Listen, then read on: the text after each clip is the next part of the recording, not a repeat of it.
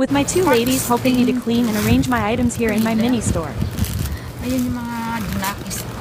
Nandiyan sila sa gate. Sila ang tagaligpit. Aray ko.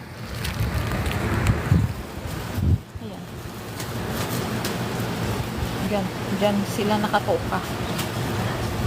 Ako naman dito sa nagla-live. Nagla-live habang nagliligpit. Nakabakasyon kasi sila ngayon kaya may oras silang tutulong sa akin dito sa tindahan.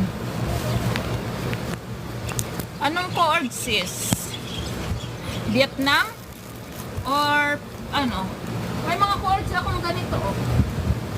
Pero ito is frame niya is small medium lang. Ano bang coords hinahanap mo? Ito is may tatlong kulay pa.